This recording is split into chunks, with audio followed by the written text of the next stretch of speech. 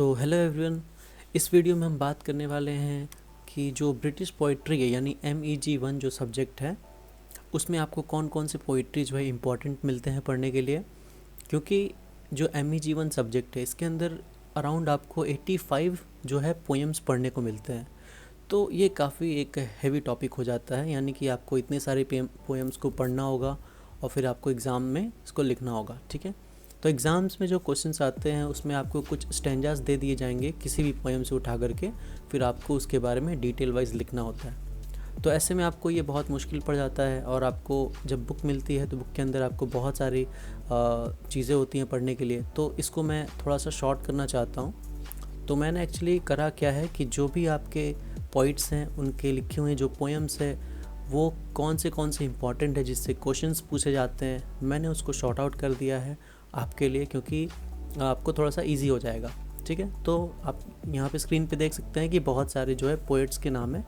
Mostly ये ही सारे जो पोएट्स हैं इनके आपको पोएम पढ़ने होते हैं। ये सारे ब्रिटिश पोइट्स हैं क्योंकि आपका जो चैप्टर का नाम वो ब्रिटिश पोइट्री है। तो ब्रिटिश पोइट्री में आपको ये सारे फेमस पोइट्स मिलते हैं जिनको आपको पढ़ना है। ठीक है, तो शुरुआत करेंगे हम जॉफ्री चॉर्स से, जिनसे पूरी की पूरी जो पोइट्री है वो शुरू हुई है। एक्चुअली हिस्ट्री के सबसे पहले फेमस पोइट हैं ब्रिटिश।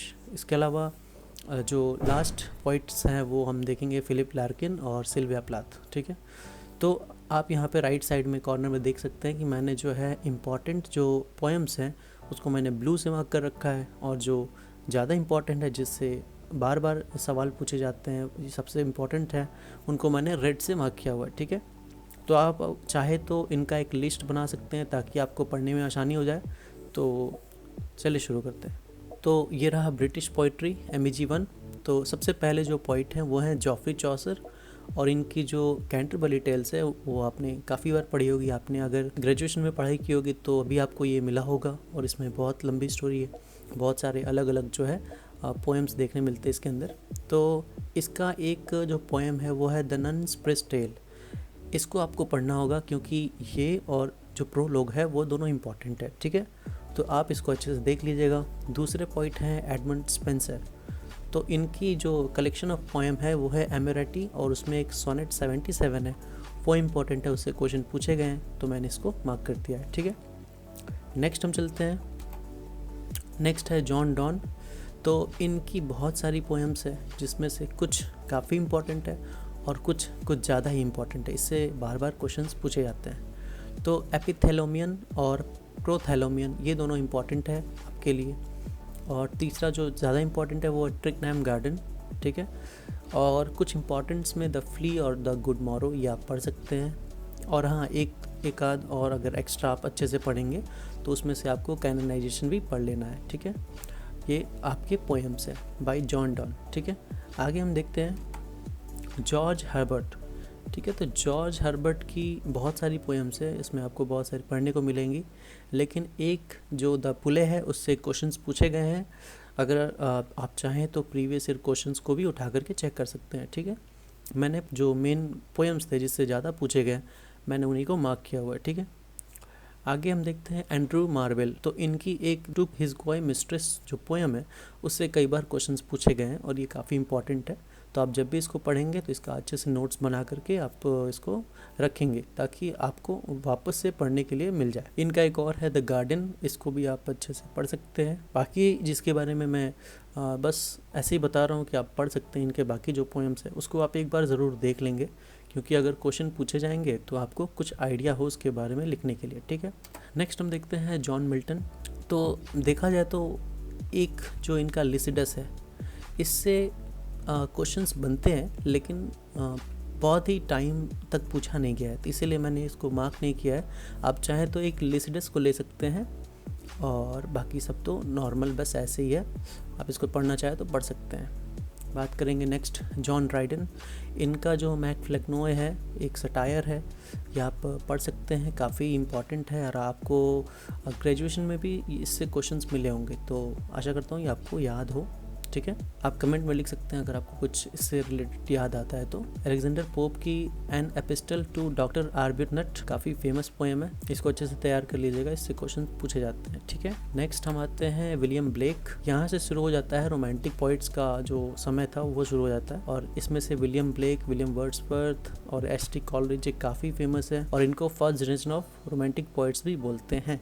ठीक है, तो songs of innocence and songs of experience में से आपको 3-4 पोएम ऐसे हैं जो कि आप पढ़ने चाहिए, और इसका अच्छे से नोट्स तैयार करना चाहिए क्योंकि इससे काफ़ी बार क्वेश्चन पूछा गया है। ठीक है, तो पहला जो है वो the chimney sweeper and the lamp, और जो एक्सपीरियंस है उसमें से द टाइगर आपको पढ़ना चाहिए अच्छे से, और अच्छे से नोट्स बनाना चाहिए क्योंकि क्वेश्चन इससे पूछे जाते हैं। कई बार इसके पैराग्राफ्स को उठा करके ऐसे ही डाल दिया जाता है क्वेश्चन में, और फिर आपसे पूछा जाता है कि इसके पॉइंट्स और इसके बारे में एक्सप्लेन कीजिए। ठीक है, तो ये चीज़ है। विलियम वर्ड्सवर्थ का द प्रीलूड आप पढ़ सकते हैं क्योंकि जो ऐसे पोइट्स है जिसके बहुत ही कम पोएम्स मेंशन है, उससे अगर क्वेश्चन पूछा गया तो मुश्किल हो जाएगी आपके लिए, तो आप इसको भी एक बार तैयार कर लेंगे। ठीक है, अब आते हैं सैमुअल टेलर कॉलरिज।